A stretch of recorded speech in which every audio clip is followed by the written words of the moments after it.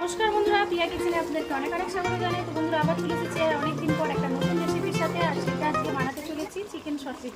তো এইটা কিভাবে বানালাম আপনাদেরকে দেখার জন্য অবশ্যই প্রথম থেকে শেষ পর্যন্ত ভিডিওটি দেখতে হবে। আর ভালো লাগলে লাইক, কমেন্ট, শেয়ার এবং সাবস্ক্রাইব করতে হবে। তো চলুন এখন ভিডিওটি স্টার্ট করি।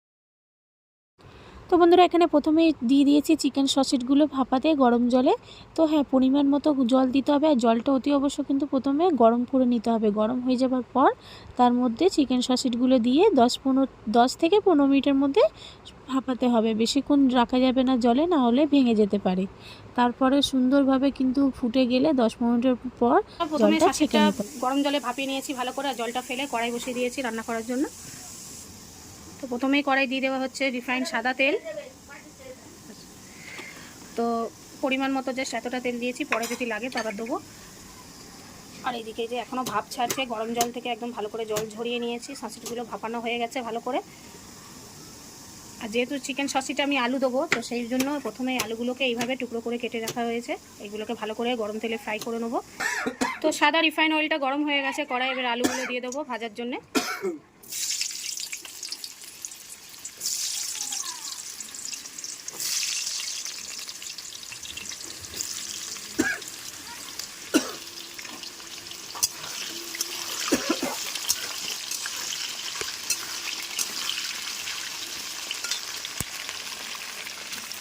আলুগুলো ভাজা হয়ে গেছে লাল লাল করে, এবারে তুলে নেবো। তো আমি এখানে আলুগুলো ভেজে তুলে নিয়েছি। আর এখানে সসেজগুলো যেগুলো ছিল সেগুলো আমি কিন্তু কেটে নিয়েছি। সব এগুলো বাঁধা থাকে, তো এগুলো সুন্দরভাবে কেটে নিয়েছি এক একটা করে। আর এখানে নিয়ে নিয়েছি পেঁয়াজ কুচি। তারপরে এগুলো হালকা করে ভেজে নেবো।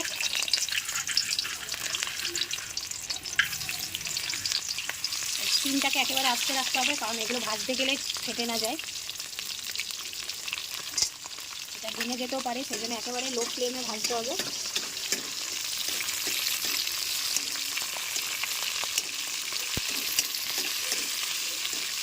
তো এইভাবে প্রত্যেকটা আমি একবার করে ভেজে তুলে নেবো। আমি কিন্তু অল্প ভেজে তুলে নিয়েছি, আবার ভাজতে দিয়ে দিয়েছি। এইভাবে কিন্তু অল্প অল্প করে ভাজতে হবে, কারণ একবারে ভাজতে গেলে ভেঙে যেতে পারে। সেই জন্য কয়েকটা ভেজে আগে প্রথমেই তুলে নিয়েছি, আবার কয়েকটা ভাজতে দিয়ে দিয়েছি। আর এখানেও কিছুটা রয়েছে, এটা কেটে ভেজে নেবো। আর এই যে এখানে এই যে কয়েকটা ভেজে তুলেছি, আলু ভাজার সঙ্গে রয়েছে।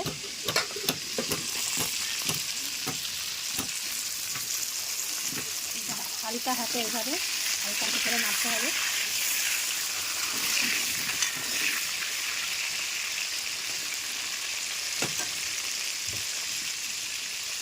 তো এখানে সব শাঁসিটগুলোর আলু ভাজা হয়ে গেছে, তুলে নিয়েছি। এই যে বাকি যে তেলটা রয়েছে এরই মধ্যে শাঁসিটটা করবো। আর এখানে বেশি কিছু মশলা লাগবে না, জাস্ট সিম্পল মশলা দিয়ে শাঁসিটটা রান্না করবো আজকে। এই যে পেঁয়াজ কুচি আর কয়েকটা শুকনো লঙ্কা, টমেটো, ধনেপাতা, গুঁড়ো হলুদ আর আন্দাজ মতো লবণ।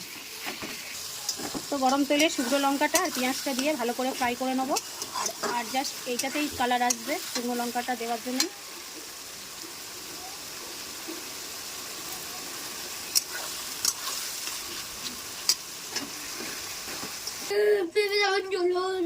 তো এই যে বন্ধুরা, এখানে পেঁয়াজটা ভালো করে লাল করে নিয়েছি। এর মধ্যে এবার দিয়ে দেবো সে টমেটো কুচিটা। আর এখানে 4টে কাঁচা লঙ্কা।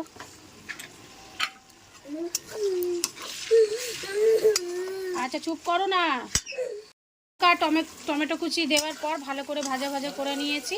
এর মধ্যে দিয়ে দেবো এই যে আন্দাজ মতো একটু সামান্য এই যে হাফ চামচের মতো গুঁড়ো হলুদ, একদম অল্প।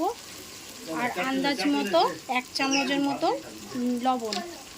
তো জাস্ট আর কিছুই লাগবে না, বাস না আদা রসুন লাগবে না গুঁড়ো লঙ্কা লাগবে, জাস্ট এইটুকু এই অল্প উপকরণ মশলা দিয়েই হয়ে যাবে। মতো 8 চামচ গুঁড়ো হলুদ আর 1 চামচের মতন লবণ দিয়ে ভালো করে ভেজে নিয়েছি, যাতে একদম টমেটোটা গলে গেছে পেঁয়াজের সাথে। আর এই যে জাস্ট 4টে শুকনো লঙ্কা, 4টে কাঁচা লঙ্কা দিয়েছি। এতে কোনো আমি গুঁড়ো লঙ্কা অ্যাড করবো না, আর আদা রসুনও দেবো না। সিম্পল জাস্ট এই রান্নাটা এইরকমই আমি রেসিপিটা করে থাকি, খেতেও দুর্দান্ত স্বাদ হয়। তো এটা ভালো করে ভাজা হয়ে গেছে। এবারে আমি এর মধ্যে দিয়ে দেবো সে ভেজে রাখা সসিটগুলো, চিকেন সসিট আর আলুটা একসাথেই সব দিয়ে দিলাম।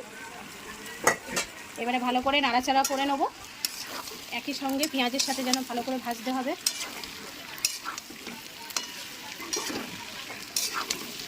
এই যে এরকম করে পুরো ভাজতে থাকবো, 10-15 মিনিটের মতন ভাজবো।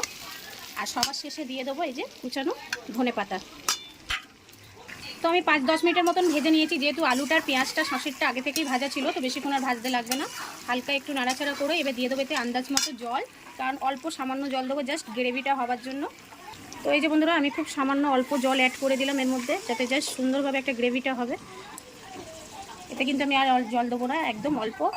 একদম শশিটার রান্নাটা আমার কমপ্লিট, একদম শেষের দিকে।